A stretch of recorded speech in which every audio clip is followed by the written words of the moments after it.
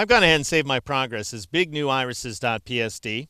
So called because we've taken these irises, we've copy merged them from the original liquefied portions of the image, then pasted them in a place and enlarged them using the free transform command. Now we have to try to do a little bit of detail matching, by which I mean we need to take these very softly focused eyes at this point.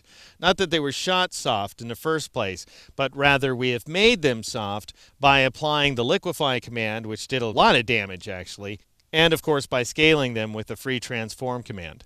Now, we don't have to get too twisted up about exactly how sharp we make these eyes, because the detail inside the image vacillates a little. For example, this cheek right here, you can see the pores really crisply. So it's rendered quite nicely, whereas the detail across her brow is obviously very stretched by the application of liquefy. So what I'm saying is most of this stuff is going to get covered up. As soon as we start adding all those blue layers right there, and as soon as we add the war paint in particular, we're not going to notice this stretching nearly as much as we do now. And we're going to hide some of the light focus of the eyes too, using a sequence of layers and some layer effects and so on. However, we do want things to be better than they are now. So I'm going to turn off the blue group, and I'm going to make sure the new irises layer is selected. And I'm going to sharpen the detail by going up to the filter menu, choosing sharpen, and choosing smart sharpen.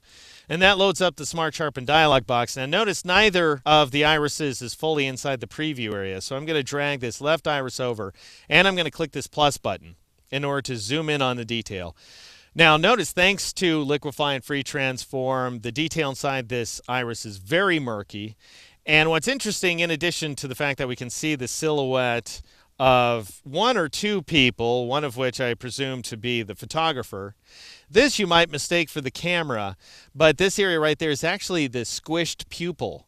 So that's how far we went with the liquefy filter. We really made a mess of things. However, even though we don't have really all that great detail to work with in the first place, we can make it look better. So I'm going to raise this amount value quite high to 300% so that we're applying a lot of sharpening to this image.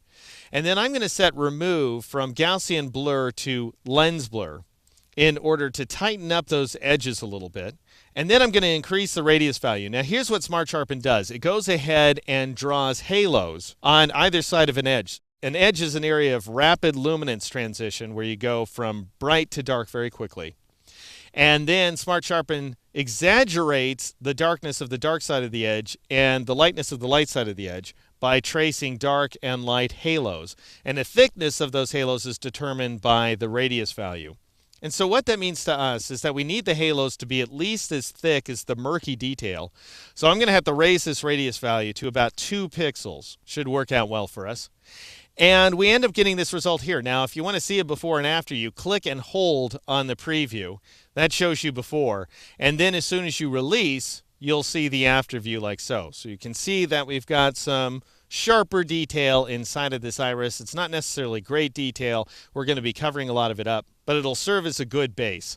Now I'll click OK in order to apply the filter, and you can see that the iris on the left here is quite sharp, while the one on the right is quite soft. So we still have that natural captured focus working for us inside of this image. Now the next step is to go ahead and mask these big old irises inside of the eyes. And you can do that very simply if you want to by grabbing this layer mask in front of irises and just dragging it and dropping it onto your new irises if you're working along with me. And then I would go ahead and turn off the old white irises right there. But problem is that your irises might not match up. For example, in my case, my new irises are a little bigger than my old irises, and they're not fitting the layer mask exactly right. Besides, it's really incumbent upon me to show you how I created this layer mask.